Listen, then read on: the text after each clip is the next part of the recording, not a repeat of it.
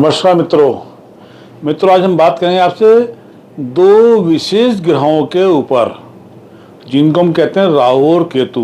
राहु केतु कोई ग्रह नहीं है, परंतु इनको ग्रहों जैसा सम्मान दिया गया है।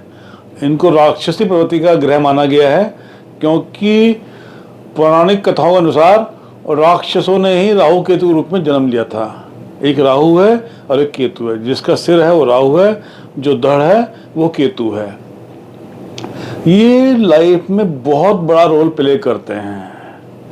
अचानक धन संपत्ति देना, तरक्की देना, खुशहाली देना, ये राहु केतु के हाथ में है। जिस पे राहु केतु रजा हो जाए उसको सब कुछ मिलता है, और जिससे ये नाराज हो जाए उसका सब कुछ छीन लेते हैं ये।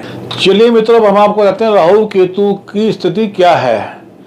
अगर कुंडली आपकी देखें, उसमें राहु या केतु चौथे घर में बैठे हों, लग्न में बैठे हों, या पंचम घर में बैठे हों, या 9th भाव में बैठे हों, तो समझे कि आपके राहु केतु की स्थिति खराब है, अच्छे नहीं मानते हैं।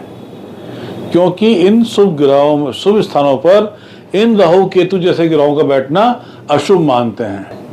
मित्रों समझ लीजिएगा, लग्न में, चौथे घर में, 5वें घर में या 9वें घर में राहु या केतु बैठे हों तो अशुभ फल देके चलते हैं। शुभता इनकी खत्म हो जाती है, नेगेटिव रोल इनका शुरू हो जाता है। तो उससे बचना है आपको।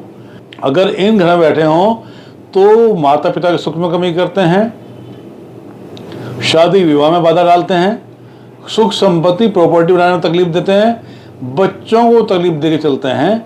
ऐसा मैंने पाया। आप मित्रों समझ लीजिएगा, अब मैं आपसे बताने वाला हूं कि कौन से घर में राहु या केतु हो तो क्या फल देके चलते हैं।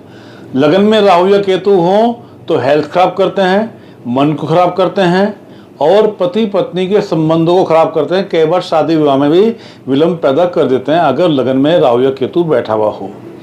अब यदि चौथे घर में राहु या केतु बैठा हुआ हो तो ऐसे में सुख सौभाग्य की कमी, माता को कष्ट देके चलते हैं, और प्रॉपर्टी बनाने में, वाहन बनाने में तकलीफ पैदा करते हैं, दिक्कत पैदा होती है और कमियां होने लगती हैं। पंचम घर में राहु बैठा हो तो संतान सुख में कमी, संतान देर से प्राप्ति, विद्या को लेकर तकलीफ बन जाती है, आपकी शिक्षा पूरी नहीं हो पाती है, शिक्षा में रुकावट बन जाती है, सुख सौभाग्य की कमी बन जाती है, मित्र धोखा दें, ऐसा योग मैंने पाया। अब यदि 9वें भाव में राहु या केतु बैठे हों तो भाग्य संबंधी दोष लग जाता है, भाग्य का साथ नहीं दे पाता, तरक्की नहीं हो पाती, काम बनते बनते बिगड़ जाते हैं, सुख सौभाग्य की कमी बन जाती है, मान सम्मान की कमी बन जाती है, मेहनत का फल कभी भी पूरा प्राप्त नहीं हो पाता। तो मैंने ऐसा कुंडली के अंदर देख के पाया मैंने। अब समस्या है तो समाधान भी है। इनका उपाय कीजिएगा, उपाय करेंगे लाभ मिलेगा आपको। पहले हम उपाय बताएंगे आपको केतु का।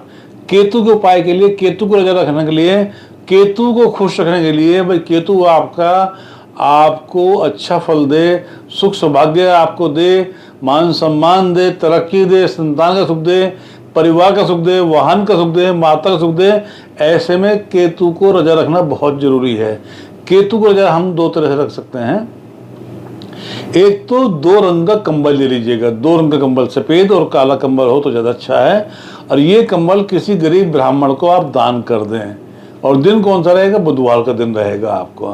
केतु का दिन बुध का मानते हैं, जो बुध का दिन होता है वही केतु दिन होता है। तो बुधवार के दिन आपको 2 रंग का कंबल आपको किसी गरीब ब्राह्मण को दान करना है, अपना नाम लेते हुए। जिसकी कुंडली में केतु खराब है उसका नाम लेते हुए आपको वो कंबल दान करना है।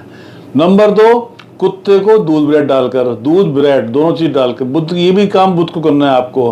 कोई भी रंग का कुत्ता हो, किसी भी रंग का कुत्ता हो, उसको आपको दूध ब्रेड डालनी है तो केतु रजा हो जाएंगे। और केतु के साथ साथ भैरव बाबा भी आपके प्रसन्न हो जाएंगे, क्योंकि कुत्ता भैरव का प्रतीक होता है। तो 2 काम आपके एक साथ बन जाएंगे। तो ये आपका केतु रजा हो जाएगा। केतु जब राजा हो जाएगा तो सब कुछ आपको प्राप्त होने लगेगा। आपके जीवन की कठिनाइयां दूर होंगी, सुख सौभाग्य की बढ़ोतरी होगी, मान सम्मान बढ़ेगा, शिक्षा में बढ़ोतरी होगी, संतान सुख में बढ़ोतरी होगी, घर परिवार में सुख संपदा प्राप्त आपके होने के योग बन जाते हैं। अब हम बात करेंगे राहु की।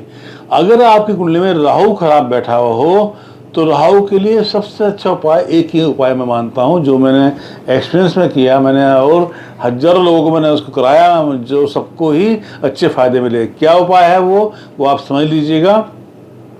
हर महीने की अमावस्या को या शनिवार के दिन कुष्ठ रोगियों को खाना देना है। जितने का आपका मन करे, 1 को, 2 को, 3 को, 5 को, 7 को, 11 को, जितने लोगों को आपका मन करे उतने लोगों को आपको खाना देना है।